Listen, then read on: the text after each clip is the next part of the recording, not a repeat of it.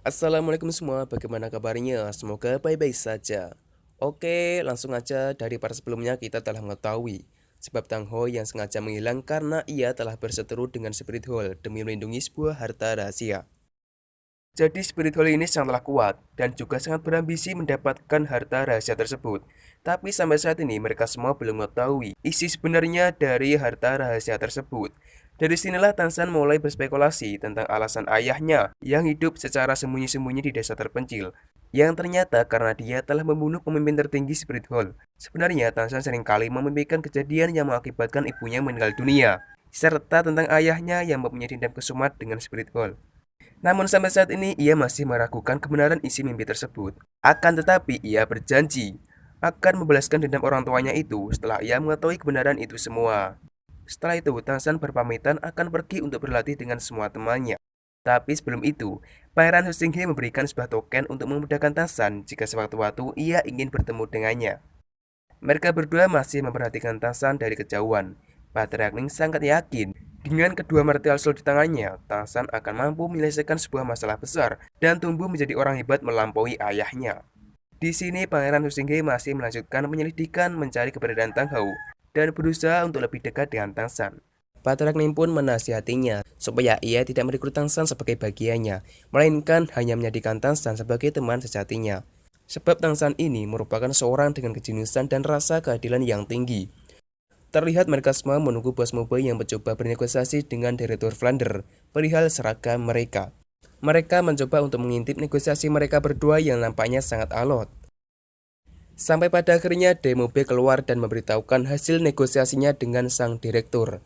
Dan negosiasi tersebut akhirnya membuahkan hasil, karena Guru Flander menyetujui untuk mengubah warna seragam mereka ke warna aslinya. Namun dengan syarat, mereka tetap tidak diperbolehkan melepas iklan itu, sebab iklan tersebut masih dalam ikatan kerjasama. Setelah itu, Tangsan dan Rongrong menemui Guru Sogeng. Mereka membicarakan salah satu skill yang dimiliki klan Tujuh Harta, yang disebut sebagai skill pembagi hati. Nampaknya Guru Sogeng sangat mengistimewakan skill tersebut, yang mana skill tersebut sangatlah istimewa sebagai pelengkap kemampuan lainnya, yaitu kemampuan keempat hati konstan, kemampuan kelima hati, kemampuan keenam penangan hati, dan kemampuan ketujuh hati terindah. Kesemua itu merupakan tingkatan kemampuan Rongrong, yang mana semakin tinggi tingkatannya, maka jumlah orang serta kemampuan anggota tim yang bisa Rongrong tingkatkan secara bersamaan juga akan bertambah.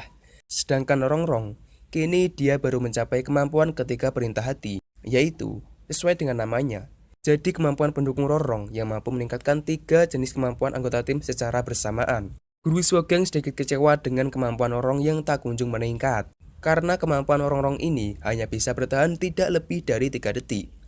Guru Sogeng mengetahui itu semua karena seperti yang kita ketahui, Guru Sogeng ini berasal dari klan Naga Tiran Biru, salah satu dari 7 klan besar. Sedangkan klan Tujuh Harta menjadi sistem pendukung di tingkatan teratas, meskipun menjadi salah satu sistem pendukung terkuat.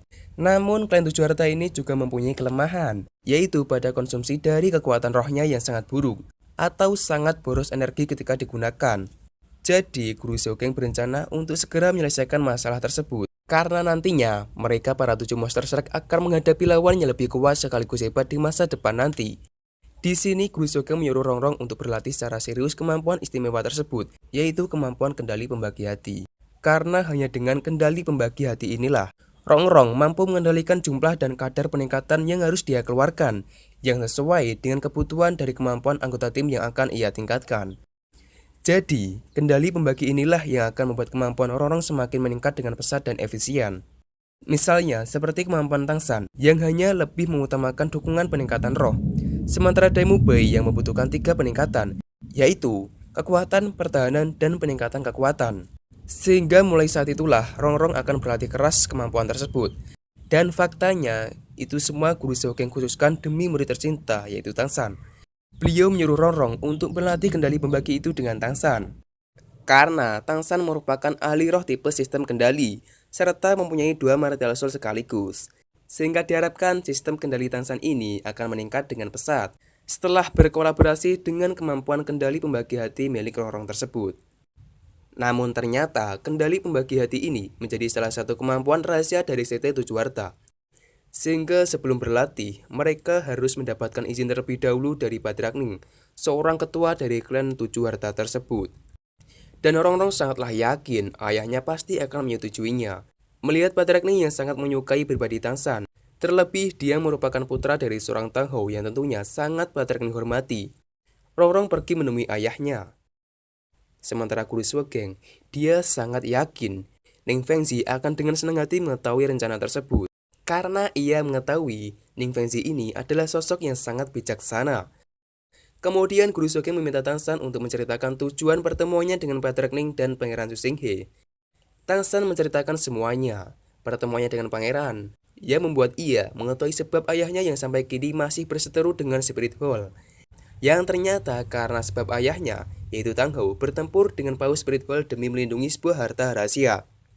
Guru Xiaogeng pun sangat penasaran dengan isi harta rahasia tersebut, yang membuat seorang Paus Spirit Hall sampai bersikeras untuk mendapatkannya.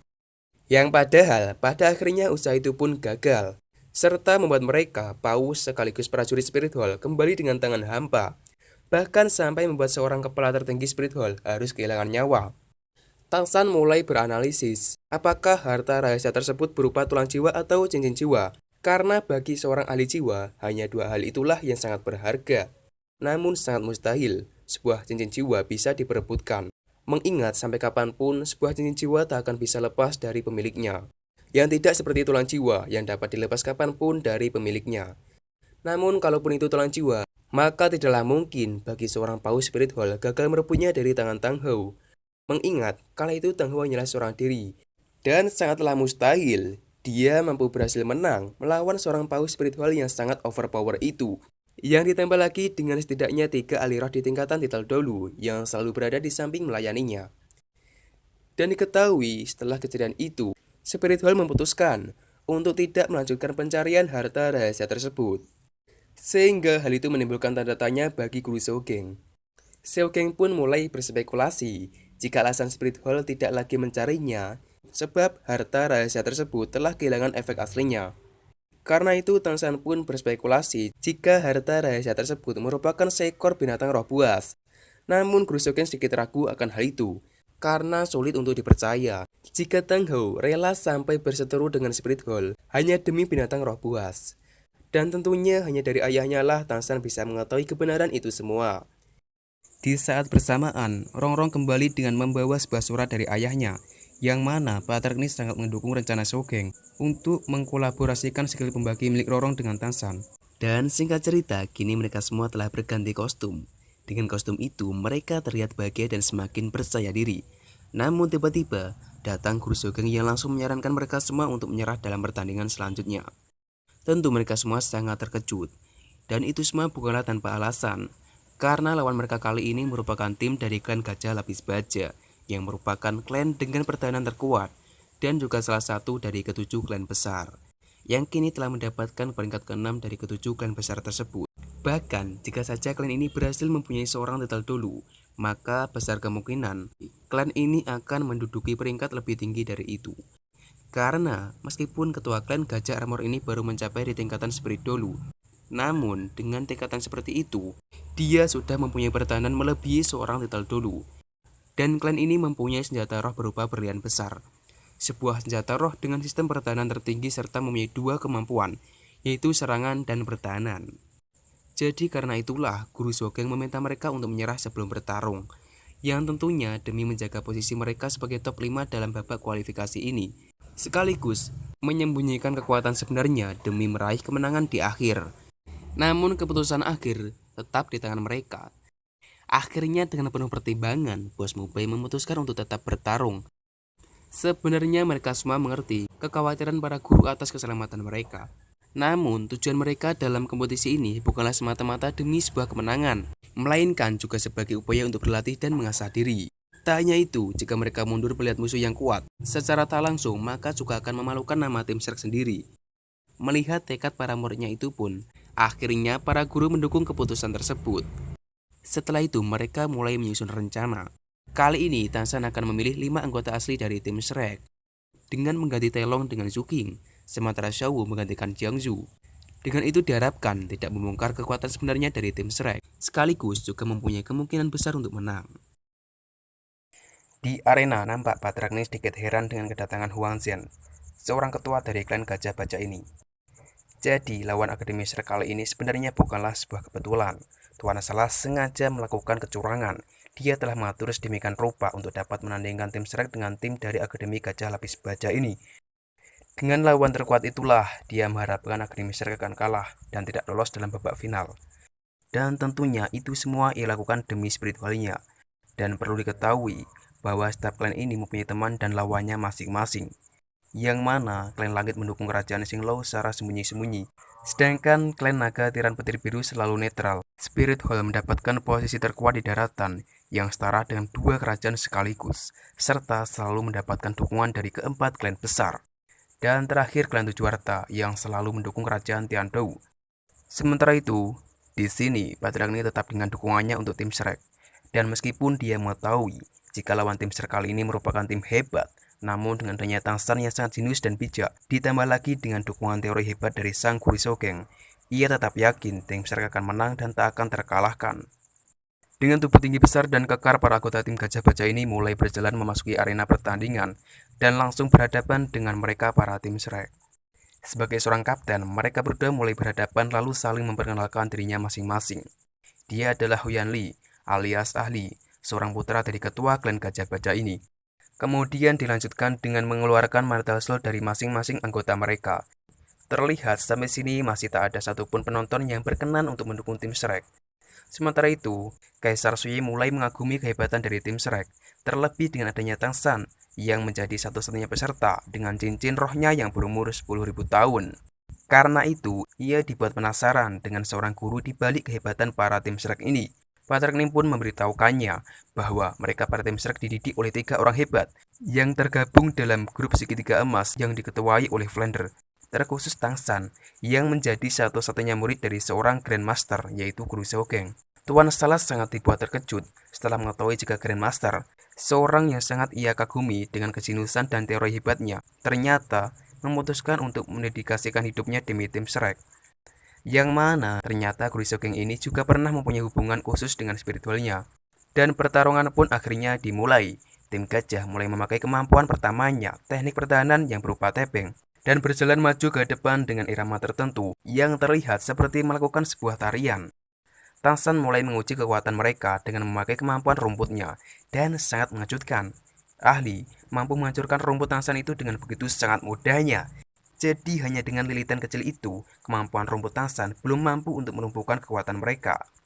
Mereka terus berjalan ke depan, sedangkan tim Shrek masih terlihat menunggu dan mempertimbangkan strategi terbaik untuk melumpuhkan lawan. Dan akhirnya, tiba waktunya mereka dengan langkah pertamanya. Tangsan menjerat semua rekan timnya, sementara Oscar memakai kemampuan ketiganya, kemudian terbang dengan membawa Tangsan. Dengan Tangsan yang masih menjerat dan membawa mereka untuk terbang bersama Oscar. Dan ini merupakan sebuah ide brilian, karena dengan terbang, mereka telah berhasil menghindari tubuh terkuat dari teknik pertahanan mereka, sekaligus menghancurkan ritme serangan mereka. Terlihat mereka mulai gelisah. Namun sebagai kapten, Ahli menyuruh semua anggota timnya untuk tenang dan tetap menjaga formasi. Sehingga karena itu, Tangsan pun harus menunda langkah kedua untuk memakai teknik roh keempatnya.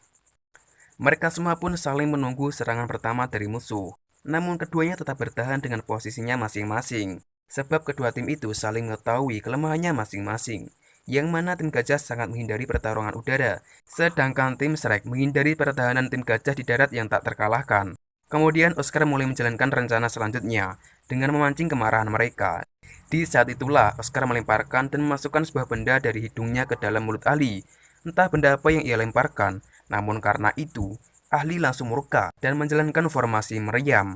Kemudian menembakkan salah satu dari mereka dengan kekuatan dan kecepatan putaran yang mengerikan. Demope pun langsung menahan serangan itu. Namun Demope tidak mampu menahannya sendirian, sehingga mereka harus berkumpul menjadi satu membantu Demope menahan serangan tersebut. Namun tak berlangsung lama, mereka semua langsung bercerai-berai tidak mampu menahan serangan dahsyat tersebut. Tapi tidak dengan Tangsan, ia masih terbang bertahan dengan Oscar. Melihat itu, tim Gajah pun melangsungkan serangan keduanya. Tangsan menahan serangan itu dengan kemampuan tangannya, dan ditambah lagi dengan sedikit bantuan dari Demope. Namun itu semua tidaklah mudah. Tim Gajah sangatlah kuat dan kembali melancarkan serangannya. dan naasnya Tangsan dalam kondisi terpepet. Beruntung di saat yang tepat, benda yang dilempar Oscar yang ternyata sebuah biji rumput parasit itu mulai aktif dan berhasil menahan ahli yang mencoba menghantam Tangsan dengan pukulan dahsyatnya. Kemudian Tangsan kembali melancarkan serangan memakai kemampuan penjara rumputnya. Tangsan mulai menganalisa waktu maksimum yang dibutuhkan tim gajah untuk menghancurkan penjara rumputnya itu, mengingat tim gajah ini mempunyai pertahanan terkuat. Setelah mengetahui kemungkinan waktu maksimumnya, Tangsan meminta semua rekannya untuk menyerang dalam waktu 20 detik. Sementara itu, ahli sudah mencapai batas kesabarannya dan mulai hilang kendali. Saat inilah Xiaowu turun tangan mengatasi itu dengan kemampuan pemikatnya. Alhasil mereka semua bisa dengan leluasa mengajar ahli secara bersamaan. Sementara itu, Tuan Huangzhen sengaja melakukan kecurangan dengan mencoba membantu menyadarkan putranya yang masih dalam pengaruh Xiaowu, sekaligus menyuruhnya untuk segera melakukan sesuatu. Dan di saat Zhu Qin melancarkan serangannya, tiba-tiba terdengar suara aneh, seperti benturan sebuah benda keras. Oke, sekian dulu untuk pembahasan kali ini. Terima kasih telah menonton dan sampai jumpa di video saya selanjutnya.